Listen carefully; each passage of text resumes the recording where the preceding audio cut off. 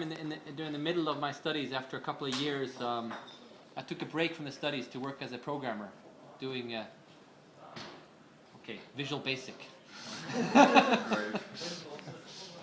I did Visual Basic programming for about a year, and that was my first and last normal employment. I just realized that company was kind of corrupt. Maybe not by Russian standards, I don't know, but the management was just not very good at all. So I decided after that to be independent. So I started my own consulting company after 1 year of programming at that.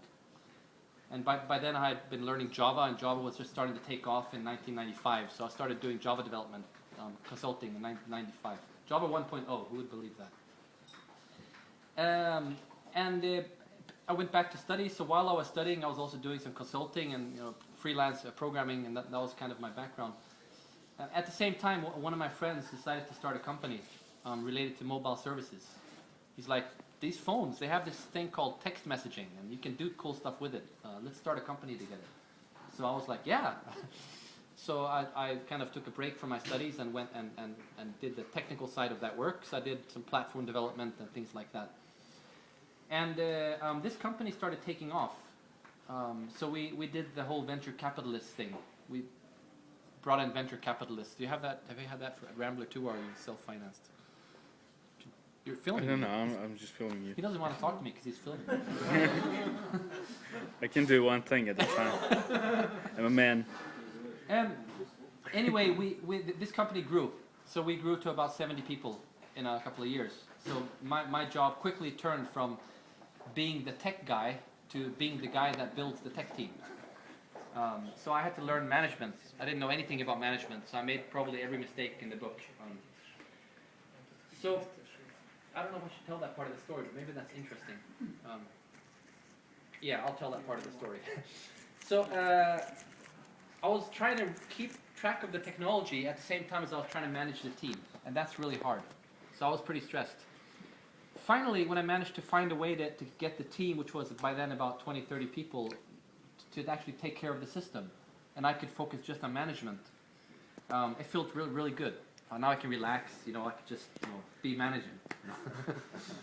Except that's when I got stressed out. It kind of caught up with me.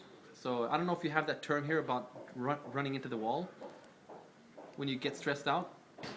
So I realized I have to take a break now because my brain's not working anymore. I've been too stressed for too long. Too much stuff going on. So I took a few months of break. I just stayed home. I gave somebody else my job as CTO. I said, who wants to be CTO? And okay, good luck, bye-bye.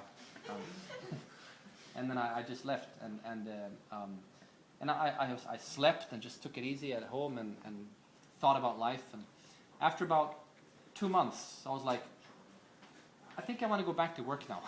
I want to do something. And this was really interesting because when I came back to this workplace again, I'm like, hi, I'm back again. Yeah, and I don't want to be CTO. I want something else which is less stressful. I just want something I can focus. So I became project manager. One project, only one thing to think about. It was great. But what I noticed was that, damn, I feel like Superman. I've been resting for 2 months. I felt so effective, and everybody else looked like ghosts. Everybody else looked so ineffective. Everybody was tired and not getting a lot of stuff done. So this became a eye-opener that it's really important to rest and not work too hard. Anyway, after a while, we ran into we ran out of money, and the dot-com crash came. So we had problems. We had to do layoffs. We had to shrink the company from about 70 people to about 20. So it was very difficult. And I got launched back into the CTO role, even though I didn't really want to be it. So the venture capitalist said, Henrik, we want you to be CTO again. So, yeah, but I don't want to. If you don't be CTO again, we won't give you any more money and the company will die. Okay. So I decided to take the job again and not stress. That was my goal. I'll take the job again, but I will not stress. And surprise, I was more effective. Less stress, became more productive because then I could help people work effectively instead of just running around like a chicken as a manager. So this was an eye-opener. So that was how I got launched into management from development. After that, I took a break, did some consulting for a few years, and then I did another startup. And basically that's what I've been doing, consulting and then startups, going back and forth. Development, management, back and forth. And finally, at one point I was contracted as CTO at a game development company in Stockholm. And they had heard about my background. They knew that I'd been doing development. They also knew that I had been somewhat of a pioneer in Agile. At that time, I never went to conferences, I never wrote anything, so I don't know how the hell they found out about me, but I had been applying XP principles in my teams ever since about year 2001, when the book came. So they found out about this, and they asked me to come to the company. And an interesting detail was they asked me in the summer of 2005, can you come to this company and be CTO and help us organize the team? And I said, well, I'm pretty happy with my consulting company, so I don't want to be employed, but I'll be happy to come as a consultant. And they said, no. So, okay, well, fine. And then, so I didn't take the job for about another 3 months. And then they called me again and said, okay. So apparently it was hard to find people with that kind of experience. So I came there as a consultant in the CTO role, and it was complete, total chaos, because they had built, it was a team of 40 people, and they had built a poker system, online poker, and it crashed every day.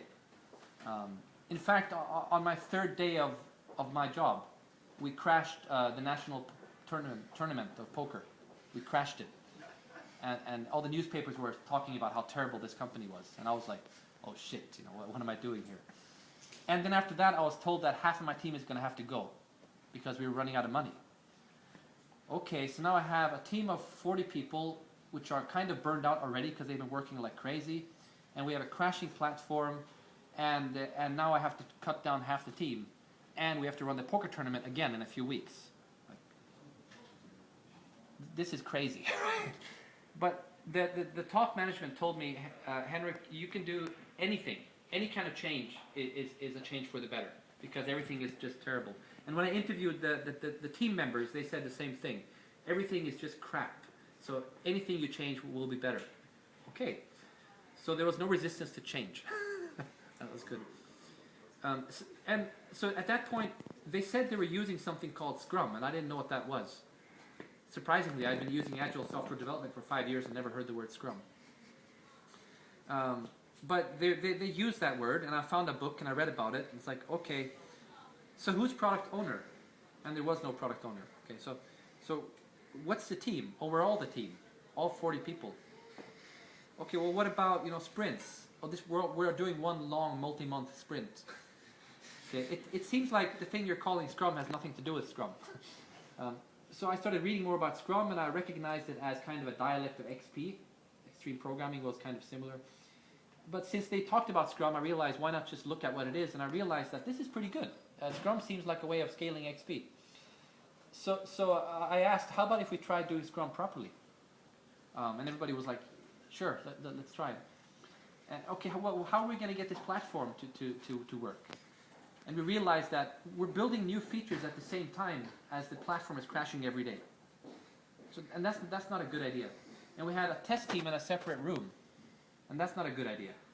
So the immediate thing we changed was take all the testers and put them in with the developers to make things more direct. And we said no more new feature development. All we do is fix the platform first until it's stable. And then we took half the team, about 20 people, and we said, you guys are firefighters. Your job is to protect the other half of the team. So we regrouped physically so that the firefighting half of the team sat nearest the door, and the rest sat further inside. And they started doing Scrum. So we had firefighting team, which was just protecting the rest of the organization. And then we had fire prevention team, which was doing Scrum. And it turned out that all the technical problems were actually something the team could solve. They had all the skills. They just didn't have a chance to focus because they kept firefighting. So now that the team was doing Scrum and they could actually focus, they really quickly managed to solve the problem and get the system stable. So finally the firefighting need was reduced. Not much need for firefighting. So we could reduce the firefighting, we can make another Scrum team. And then after a while, all the firefighting was gone. So we just had 4 Scrum teams. A little bit of firefighting, but that was included inside the teams. So this became a huge eye-opener, because at the same time we had been cutting down, removing all the consultants. So we reduced the team from 40 people to 20 people,